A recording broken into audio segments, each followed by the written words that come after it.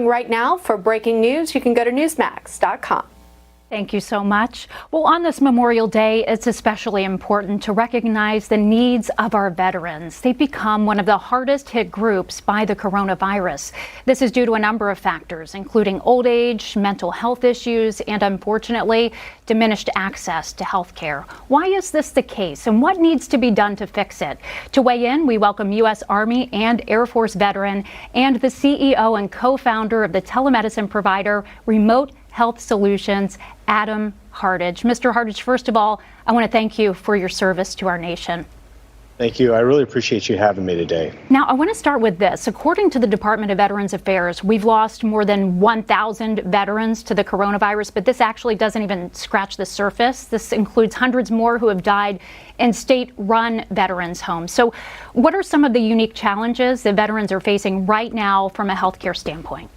Absolutely. Those are great questions. And, it's very interesting to be sitting at this juncture in this kind of company right now, because we try and provide services that our veterans critically need, and that's both in the hospital and then also in the home.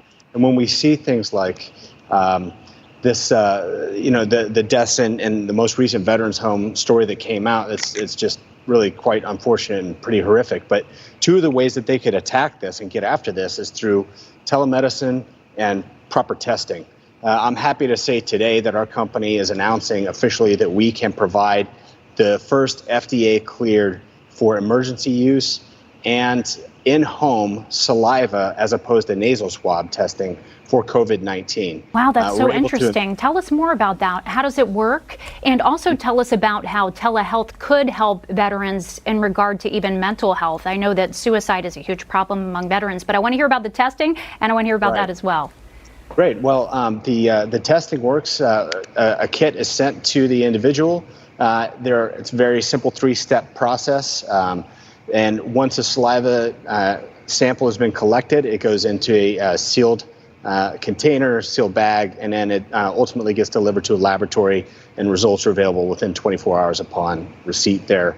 And telemedicine, when combined with this, allows the patient to get the care that they need while keeping the care team safe and separated, because the name of the game with coronavirus is isolation and containment. So we think we help with both, and we think we're a critical player and ability to provide the difference that our veterans need, especially on a day like today. Sure. I mean, emotions are running high for so many folks right now, and in particular veterans on this very special day. I mean, Memorial Day, when we honor those who have fought for our nation. Many of them struggle from PTSD, and then they're alone in isolation. They're struggling from financial issues. So what needs to be done for them strategically to help them struggling with those big feelings? Yeah, there's a lot of resources that are available. I would highly encourage people to go reach out amongst the different programs that the VA has available to veterans.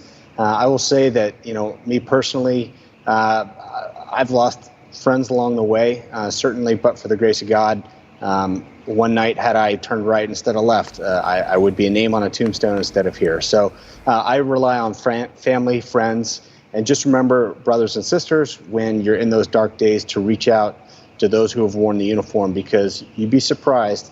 A lot of the times they're dealing with the same things, and they can help you out. No, we deeply appreciate your service to this nation. What is the Memorial Day message that you really want to drive home to Americans today? It just seems like, there are a lot of polarizing issues out there right now. And during this time of pandemic, what is your message for Americans regarding veterans and those who have served? Well, there's definitely no politics in a foxhole. And I would just remember that America is the greatest country on earth, and the greatest opportunity that any of us have ever had to live a life of freedom and fulfillment.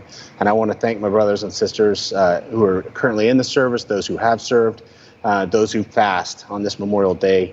I just want to thank you, and it was a real honor to be a part of a small part of that fight. Oh, what a fantastic message. We are truly blessed to be Americans. Adam Hardage, thank you so much for joining us. Coming up, we'll have continuing coverage of the coronavirus crisis after this.